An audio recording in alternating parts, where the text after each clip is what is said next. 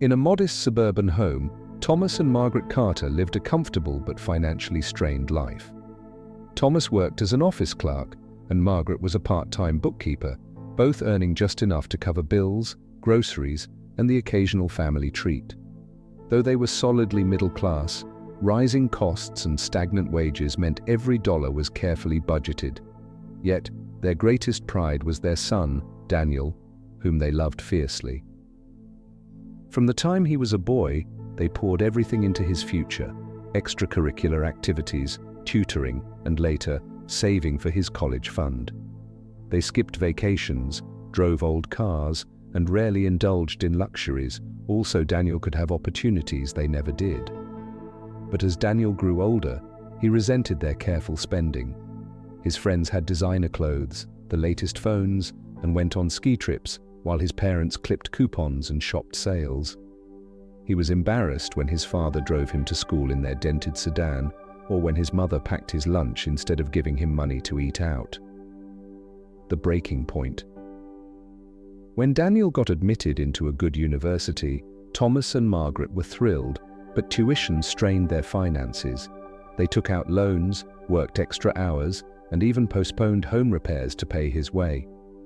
The day he left, Margaret hugged him tightly, her eyes glistening. "We're so proud of you, Danny." Daniel barely nodded. Yeah, I'll call when I can." At college, he distanced himself from them, ashamed of their modest lives. He lied to his new friends, claiming his parents were upper-middle-class professionals.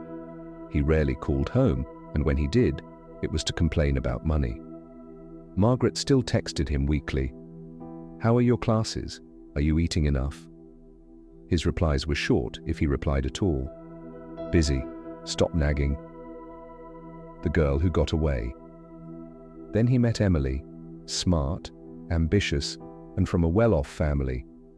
Desperate to impress her, Daniel spent recklessly, taking her to expensive dinners, buying rounds of drinks for friends, and even putting a spring break trip on credit. But Emily saw through his act. "You're always trying to be something you're not," she said when she ended things. "You don't even respect your own family. How can I respect you?" Daniel was crushed. Instead of reflecting, he spiraled into bitterness. "If my parents had given me a better life, Emily wouldn't have left me," he told himself. Years wasted in resentment. After graduation, Daniel drifted. He blamed the job market, his degree, his parents, anyone but himself. His resentment, of which the ultimate cause was the rejection by Emily, made him difficult to work with, and he bounced between dead-end jobs. Meanwhile, Thomas and Margaret kept praying for him, hoping one day he'd come back to them. Then, one ordinary afternoon, everything changed. The twist, a harsh reality check. At the mall, Daniel, unkempt, in wrinkled clothes, froze when he saw Emily. She was polished, confident, holding the hand of a well-dressed man and a smiling little girl. Their eyes met. Emily's expression flickered, first surprise, then pity, then disdain. "So," she said coolly, "I was right after all." And just like that, she walked away. Daniel stood there, gut-punched. She moved on. She built a life. And what have I done? The truth crashed over him. He had wasted years blaming everyone, his parents, Emily, the world, for his unhappiness, when the only person holding him back was himself. Worse, he realized, his parents had never stopped loving him, even when he pushed them away. The return. That night, he called home. Margaret answered, her voice cautious. "Danny?" "Mom." His voice broke. "I'm sorry. For everything." A pause. Then softly, "Come home, sweetheart." When he walked through the door, his parents embraced him. No lectures, no, "I told you so." Just love. A new beginning. Daniel started over. He got a steady job, paid off his debts, and most importantly, rebuilt his relationship with his parents. He took his dad to ball games, helped his mom in the kitchen, and finally understood.